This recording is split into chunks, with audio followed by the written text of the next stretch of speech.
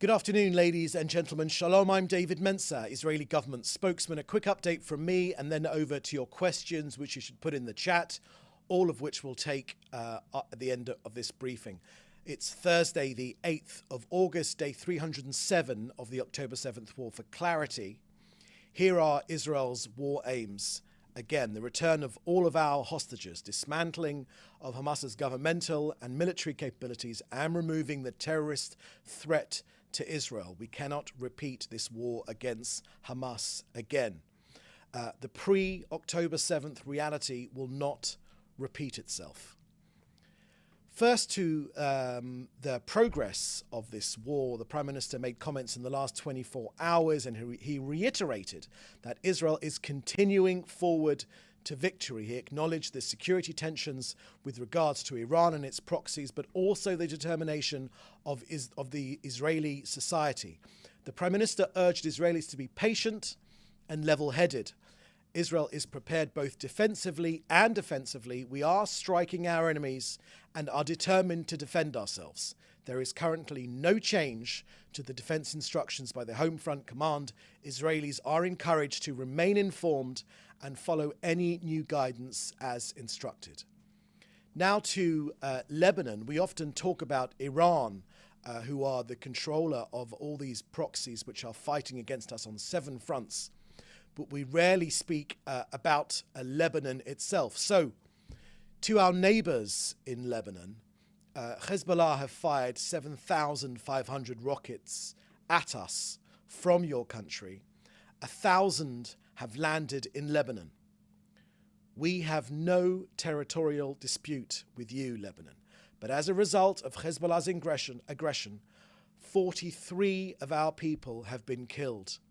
24 civilians, including an Indian national, and 19 members of the security services. 271 of our people have been wounded, 130 civilians and 141 members of our security services. Your country, Lebanon, has been taken hostage by Hezbollah, a terrorist organization which has wreaked destruction, terror, and instability across your country of Lebanon. Hezbollah is not only a threat to us here in Israel, but it's also a threat to the safety and security of the people of Lebanon. Now would be a good time to speak up and eject these terrorists. Because of Hezbollah terrorists which operate under the guidance of Iran, ultimately Lebanon is responsible for the escalation of the security situation in our north in violation of UN Security Council resolutions 1559 and 1701. Now an update from COGAT and their work coordinating aid into Gaza. In the last day, 7 ambulances were inspected and transferred to Gaza.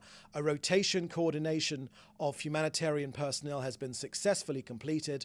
8 tankers of fuel and 6 tankers of cooking gas for vital humanitarian infrastructure entered Gaza. 271 trucks of humanitarian goods were transferred to Gaza via Kerem Shalom, 223 trucks, and via Erez, 48 trucks. 155 trucks were collected from the Gazan side of Kerem Shalom. 124 trucks were collected by the private sector, which is the majority, and only 31 trucks were collected by UN aid agencies. About 640 trucks worth of aid remain uncollected, are awaiting collection from the Gazan side of Kerem Shalom.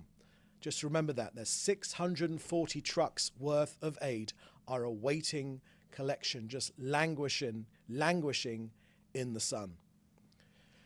We will continue expanding our efforts to facilitate humanitarian aid into Gaza. Since the beginning of this war, 45,000 trucks have delivered 870,000 tons. 870,000 tons of humanitarian aid that have entered Gaza. That's 80% more food compared to prior to October the 7th. So that's the end of our briefing today. We'll now take your questions, which you should put in the chat together with your news outlet.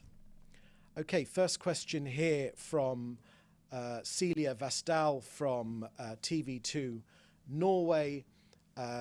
Celia asks, Israel today announced you're revoking the diplomatic status of 8 Norwegians who work directly with the Palestinian authorities. Why is this? And then you ask, Norway's Foreign Minister Espen Barth Eide has replied that this is an extreme act that will get consequences. How does Israel view the diplomatic relationship with Norway now? And also you ask, Norway has also called in the Israeli embassy in Oslo for an explanation. What can they expect to hear? Will someone show up? Okay, so thank you for that question, Celia. Look, today, Israel's Foreign Minister, Israel Katz, rightly ordered the revocation of diplomatic status for 8 Norwegian diplomats here in Israel who were dealing with the Palestinian Authority. Instead of fighting Palestinian terrorism after the October 7th massacre, instead of supporting Israel in its war against the Iranian axis of evil, the terrorism which this country has faced as a fellow democracy, Norway didn't take that role.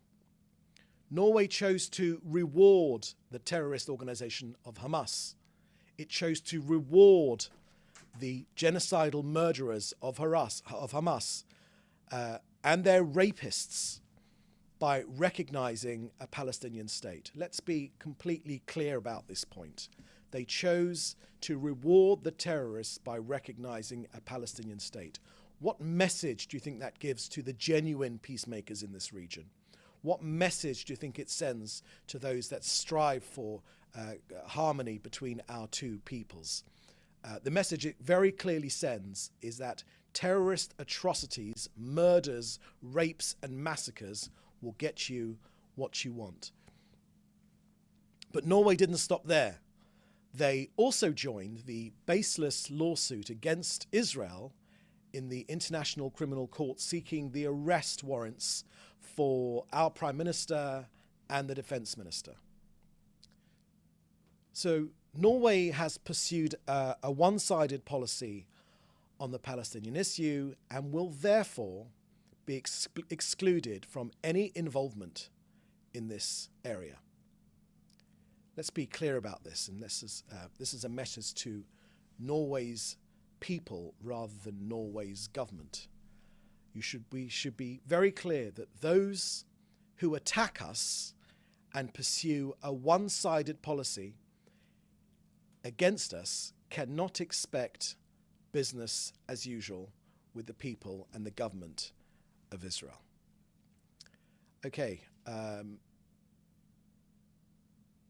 you've asked next question from Celia Vasdal at TV2 Norway. What is your reaction to Barth Eide's response? Thank you. I think I've given a comprehensive answer to that question just a second ago. And you also ask, will Spain and Ireland face the same consequences? Thank you for that question, Celia. We'll be dealing with that issue as it comes up. Next, okay, let's go. Next question here is from Joel Pollack at Breitbart News. And Joel asks, Vice President Kamala Harris said yesterday that she was open to discussing an arms embargo on Israel in exchange for uncommitted votes in Michigan. Since then, her campaign released a statement and the statement is, since October 7th, the Vice President has prioritized engaging with Arab, Muslim and Palestinian community members and others regarding the war in Gaza. In this brief engagement, she reaffirmed that her campaign will continue to engage with those communities. This is still part of your question, Joel. The Vice President has been clear she will always work to ensure Israel is able to defend itself against Iran and Iran-backed terrorist groups. Continuation of your question, Joel. The Vice President is focused on securing the ceasefire and hostage deal currently on the table. As she has said, it is time for this war to end in a way where Israel's secure hostages are released and the suffering of the Palestinian civilians ends and the Palestinian people can realize their right to dignity, freedom and self-determination. Could you respond? Okay, thank you very much for that question, Joel. So, look, the US is currently undergoing a presidential election. Israel and the government of Israel will not intervene in that election. It's up to the American people. It's their sovereign right to decide who their leaders are, and it's not right for any foreign country to get involved in the internal affairs of another country, especially during this election season. We always make clear that the relationship between Israel and the US is a bipartisan relationship. It has been for decades and decades. We stand shoulder to shoulder with the US. We have done for many, many years, and no less during this period, this war which has been waged against us by this Iranian proxies with Hezbollah and Hamas and the Houthis and others attacking us. So we're not going to get involved in internal American politics. We can, of course, say that all parties in the US recognize that we have many, many shared values in this country with the US administration, no matter which party they're from. Many, many shared values. We're the only democracy in hundreds of miles in any direction. Of course, we share the same enemy. It's Iran. Iran are not only an enemy of ours, but they only see us as a stopgap on the way to the US. I think whoever wins the election does understand that currently, and will even more understand it when they assume office. So, of course, we're not getting involved in any of those discussions. You did mention, though, the deal. I think that was mentioned as part of your question. So, with your permission, let me speak about the current situation regarding the latest information we have as released by us here at the Prime Minister's office last night. Look, Israel has already given a clear offer on this deal, Joel particularly. Israel has sent the negotiating delegation to Cairo already last Saturday. We've lived up to our commitments. Up to this moment, no response has been received from Hamas. Okay? So I'll make that clear again. No response has been received from Hamas. This hostage deal, this hostage release deal, is an outline that Israel is promoting. It's been supported by President Biden. It will enable the return of our hostages, which is a key war aim. 115 people, men, women, and children, including 5-year-old Ariel Bibas, who celebrated his birthday, this 5th birthday this week, including Kfir Bibas, his younger brother, who spent the majority of his life as a hostage in Hamas captivity. So we need to get these hostages out, but without it obstructing the other goals of the war. As we've said all along, it's Hamas that continues to set additional terms and refuses to reach an agreement. Okay, next question is, can you just scroll up for a second? Just scroll up. Just want to make sure I haven't missed anything. Okay, keep going down. Okay, right, keep going. Yeah, okay. Next question is from Jim Williams at Zenka International News, Washington, D.C. Yesterday I spoke here in the US with representatives from Meir Panim, the Jewish Federation, and other Israeli aid organizations. There was a shared concern for assisting displaced Israelis and helping the IDF to ensure funds are directed appropriately to aid the people of Israel. Does the Prime Minister's office have suggestions on how US Jews can support their brethren in Israel during this time of war? Thank you very much for that question, Jim. So, look, regarding supporting Israel during this time of war, we have been felt the warmth of support from across many Jewish people in the US, but across the country as well, from across the political divide, and through so many of people in the USA, of which we've been very grateful. You mentioned an extremely important cause there, Meir Panim, that feeds Israel's hungry and needy, including Holocaust survivors, irrespective of their religion as well. It's very important to make sure that we reiterate that Mel Panim does really phenomenal work in feeding those, in providing soup kitchens and providing anonymous gift cards to allow Israel's needy to go shopping without any embarrassment, being able to go shopping in supermarkets with an anonymous card which they can use as a credit card. So we know that Mel Panim do really fantastic work. Now you're asking me for other suggestions, and you're asking me if the Prime Minister's office has suggestions on how US Jews can support their brethren in Israel during this time of war. So that's an excellent question, Jim, but if you would allow me, perhaps I can reply to you in the group with a more comprehensive answer to that question with our suggestions. Next question is from Jody Cohen of World is One News in India. Israel has said it's prepared for different scenarios. Does one of those scenarios involve a preemptive strike, which appears to be what Itamar Ben-Gvir referred to in his tweet today when he said Eshkol did not wait? Thank you for that question, Jody. That's let me deal with it this way.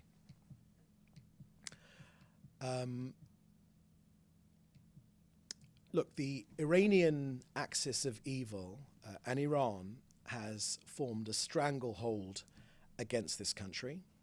It's a ring of armed terror armies, Hezbollah in Lebanon, Hamas in Gaza, the Houthis in Yemen, and of course other militias as well. We should be absolutely clear that Israel will exact a heavy price for aggression from against these Iranian proxies from any arena. Israel's long arm will reach anyone who causes harm to our civilians, and the elimination of the commanders of the military wings of both Hamas and Hezbollah, as we have done, sends an extremely clear message. It couldn't be clearer to anyone that threatens Israel. Now, we've made clear that whether it's defensively or offensively, this country will be defended. Now, of course, you wouldn't expect me to share our military plans from this podium, but needless to say, this country will defend itself, and if necessary, there will be offensive action as well. Our duty, the government of Israel's duty, its first and overriding duty, together with all other responsible governments, is the defense of our people. That is our primary purpose. The primary purpose of any government is to protect its people, to provide security for its people. So whether it's defensively or offensively, as the Prime Minister has made clear, we take that responsibility extremely seriously, and our enemies would do well to heed that. Now, when it comes to our allies, the United States and other allies as well are standing with Israel. We are not alone, because the international community and our allies understand that Iran must be curbed because of their dangerous ambition, which they state it's their intention to destroy the state of Israel, and they threaten both regional stability and the free world. Our allies understand that. We here, of course, understand that. We are grateful to our allies, and that's the way I'll answer that question. Next question here from Sharon A. from the Baltimore Jewish Life, Sharon Altschul. Yesterday, the Knesset Constitution, Law and Justice Committees, led by Simcha Rotman, convened a 4.5-hour hearing on the imposition of sanctions initiated by the US. Reports were the Prime Minister was following up today. Is there any update? Thank you for that question, Sharon. I haven't got any update on that issue. Next question from Hannah Julian from the Jewish Press. Rashida Tlaib, an anti-Israel lawmaker in the United States, has retweeted a post by Noura Erakat quoting an alleged poll by Israel's Channel 12 News, claiming 47% of Israelis agree that IDF soldiers are allowed to. I'm not going to read that out. Do you have any response to Congress member Rashida Tlaib about retweeting such a claim? Thank you for that question, Hannah. This country operates under the rule of law. It's very, very important to us. It's different to almost all of the nations which surround us. We take the army and our people, it's a people's army, take our responsibilities extremely seriously. The primary role which the army has carried out with tremendous professionalism has been to defend this country. It has done that remarkably. I'll remind you that for months there's not been a week in which the world has told us, both at home but also abroad, to end this war, because so the world tells us we've exhausted what can be achieved, and it's impossible to win, so they tell us in any case. The Prime Minister has made this clear. We do not subscribe to this point of view, this impossible to win idea. We do not subscribe to this point of view. Now, if we gave in here in Israel to this pressure, we would not have eliminated senior Hamas leaders and thousands of terrorists. We would not have destroyed the terrorist infrastructure and the extensive Hamas underground infrastructure. They simply would have kept it. Hamas would have regrouped and would have kept it. And we would have had another repeat of this conflict in another 18 months' time, as we have had in the past. We'd not be in control now of the Philadelphia corridor and Rafah and the Rafah crossing, which has been a lifeline for the terrorists of Hamas. Almost the entire world told the Israeli government, do not go into Rafah. It'll take months and months and months to move ordinary Gazans out of harm's way. It'll be a quagmire. You'll get bogged down. It will never work. They were all proved wrong. Again and again and again, the world has told us, don't do the things which we have done. Don't go into Gaza. You can't win against Hamas. This terror tunnel network, you'll never be able to win. We've had all these experts around the world telling us all these things. They have all proved to be false. People predicted huge numbers of fallen soldiers. It is true that we have lost a terrible number of soldiers since October the 7th. 689 of our soldiers have fallen. Each one is a catastrophe. Each one is an individual story. Each one has paid the ultimate sacrifice. But because we've taken the battle to Hamas and we've stopped them rearming themselves, rebuilding themselves, we have created the conditions that are bringing us closer to this potential hostage deal that will also return our hostages and will also allow us to achieve all of our objectives for this war. Of all of the achievements that we've achieved in recent months, we've achieved because we did not give in, because we made courageous decisions despite the great pressure here at home and abroad. So this we tell you. People can malign, as Tlaib has done, malign the soldiers of our country. We know that we are the most moral army in the world. Colonel John Spencer of West Point has made this clear. He's the head of urban warfare, the world expert on urban warfare. He knows that we have gotten civilians out of harm's way, and we've ensured the lowest number of civilian casualties for this type of conflict. We tell you that this was not easy. We needed to reject a great amount of pressure, and the Prime Minister said this very, very clearly. But above all, and this is going back to the point which you make in this, which you're raising with us, above all, we achieved this because our fighters, our men and women in our armed forces, both the reservists and the conscripts in the IDF, and in the police, and in all of our security services, including the Mossad. We did not give in. We did not give in. We held to the highest levels of morality, no matter how much the world has maligned us, as they do in your question.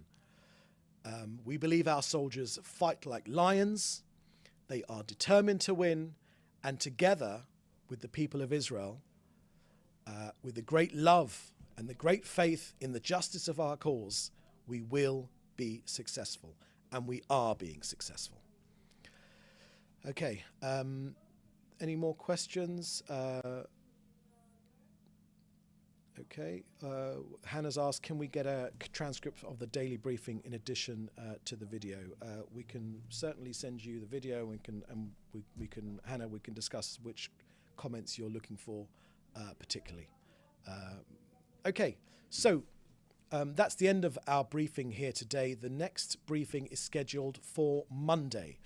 In the meantime, we are available for interview or for any requests, and you know how to contact us in the usual way. So I would say to you, thank you for joining us. Please do stay safe, and look forward to seeing you next time. Thank you. Bye-bye.